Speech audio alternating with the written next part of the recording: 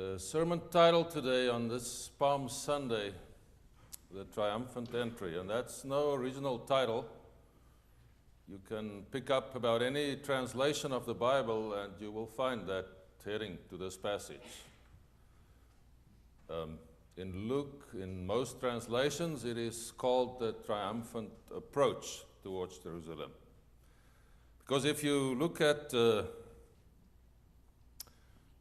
the Gospel according to Luke, the account that Jackie read for us, Jesus is never actually described as going into Jerusalem. You find the approach towards Jerusalem from the Mount of Olives, or Olivet, and then approaching the east gate, because that's the gate that faces this mountain. And then the next scene after describing the approach to Jerusalem, before going into the city through the wall, then we find Jesus in the Gospel according to Luke in the temple, creating a disturbance there, overturning tables and chasing people out of the temple. So the triumphant approach, or the triumphant entry into the Jerusalem. This was not part of the text of the Gospel. It is not written in the Greek, the triumphant entry into Jerusalem, or the approach. This is the interpretation of the translators, giving their take on what this passage is about. And I think there's a fair amount of spin in there, in this heading to this passage. Because if you take the word triumphant, it depends on what horizon you take to view this. If you just look at that event happening then, let's say it took about an hour to cover the walk from the mountain to close to the temple wall that Luke speaks about, then you can say, yes, it is kind of triumphant. With this, a crowd, and crowd size like today is always debatable. It depends on who look at the crowd and what you want to see. If you organize a march and you march and you say, wow, look at the crowd. If your opponent does it, then obviously the crowd is smaller. We all do that. Estimates the same in those days, nothing new. Not limited to our time that we live in. But quite a commotion there, with people waving palms, and there is a debate whether they were actually palms close enough so that they could get palm fronds. Most scholars believe, as Martha will be able to tell you, that it grew closer to Jericho.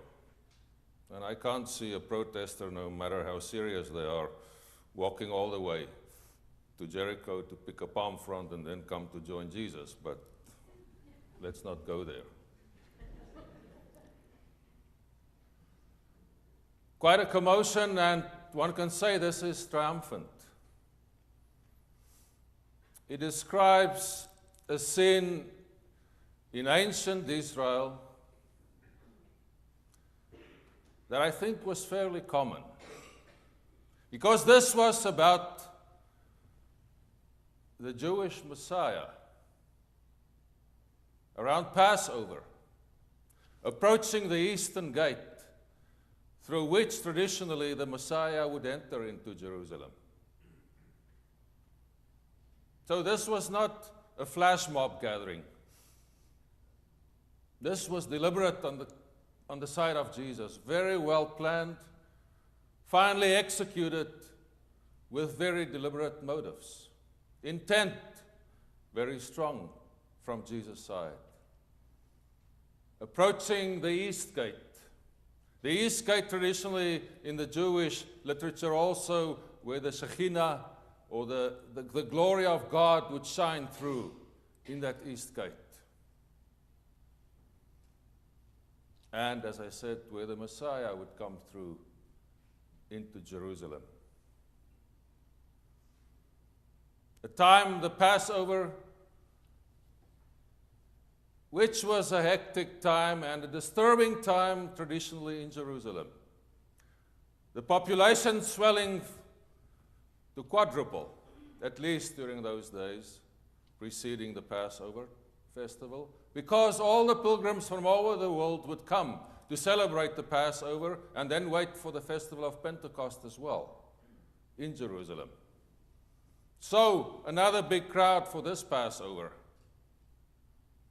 And a time when there would be trouble. It is not if, it is just how often and what the nature of the trouble would be, because they were celebrating the Passover festival, being freed from slavery in Egypt. And how did they celebrate it? With the cold steel of the blade of the legendary sword in their backs, under the heel of Rome. Because on these days, the days preceding the Passover, and this was another fine calculation by Jesus, what would happen? There was a regular parade, a military parade, from the prefect Pontius Pilate, who ruled the province of Judea on behalf of Rome. He detested Jerusalem, a filthy, dusty city, crowded, especially over Passover time, and he didn't want to live there.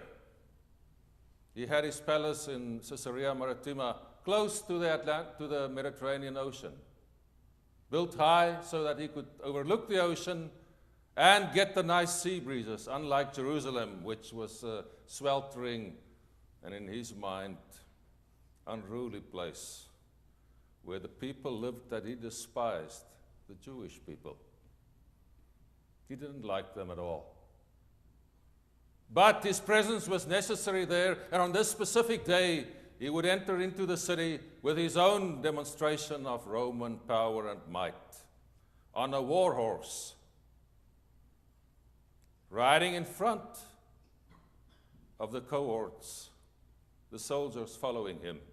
Must have been impressive, walking in silence normally with the drums beating, carrying the standard of the Roman eagle,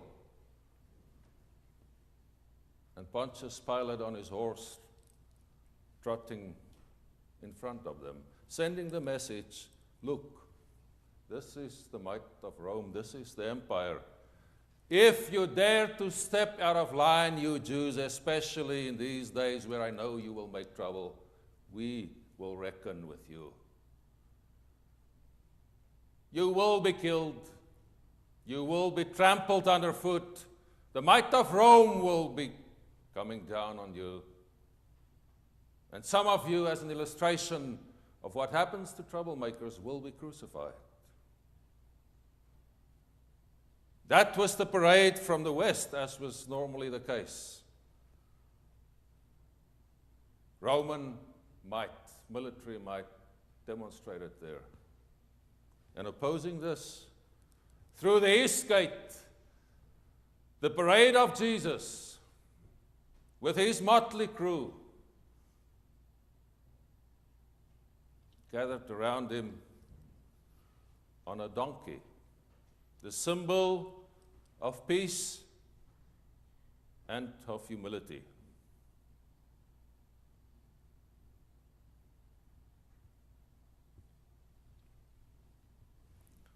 A deliberate message sent by Jesus to the Romans,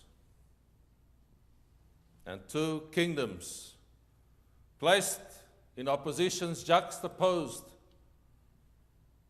The Roman Empire with its military might, Pontius Pilate on his war horse, Jesus on the donkey, stating, I speak of and I bring you the kingdom of God, the kingdom of peace. I come to represent God's love in this world, and God's peace, and God's justice. must have been impressive. And I think Rome got the message very clearly. But was it triumphant? Was that a misnomer? Again, if you look at just that incident, you can say, yes, Jesus showed the emperor a point. He made it clear to him that he is in opposition to what he represents and what he was doing to the Jewish people and to all the Roman subjects. Not a bad statement, carried out in a very efficient symbolic measure and way. But if you look at the horizon a little bit down the road, is it still triumphant? I don't think so. Because Good Friday is there, and preceding Good Friday, Jesus is a captive. And the crowd that was shouting about their Messiah, they were nowhere to be seen. And I don't blame them. Because to mess with the Romans, especially over Passover, that was not a wise thing to do. So they scattered. Perhaps one can say, well, if you extend the time horizon in which you view this parade of Jesus, you view it with a 3 days longer horizon, you can arrive at Easter Monday and you say, right, Jesus lives. So it could have been perhaps triumphant. What struck me is if you read the verses following this, and go and read it at home. I'll read it from this translation, New International Version.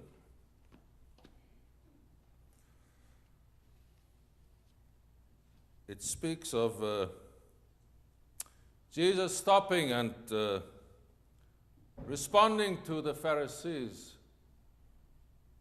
who said his disciples must be quiet. As he approached Jerusalem and saw the city, he wept over it and said, if you, even you, had only known on this day what would bring you peace, but now it is hidden from your eyes. The days will come upon you when your enemies will build an embankment against you and encircle you and hem you in on every side. They would dash you to the ground, you and the children within your walls. They will not leave one stone on another, because you did not recognize the time of God's coming to you. If only you could realize what would bring you peace.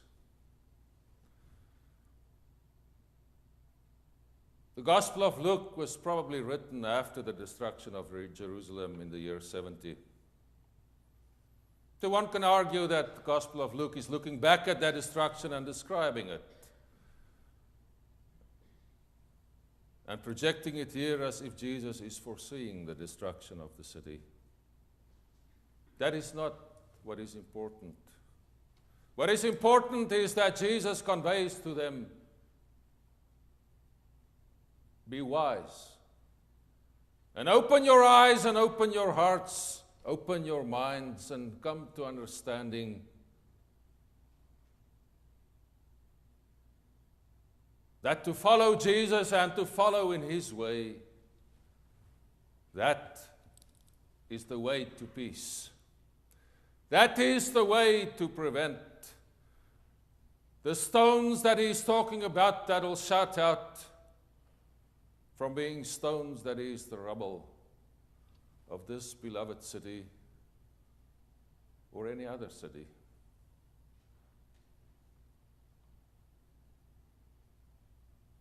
And that struck me. Now, I should have prepared the sermon on that piece If only we could understand what would bring us peace.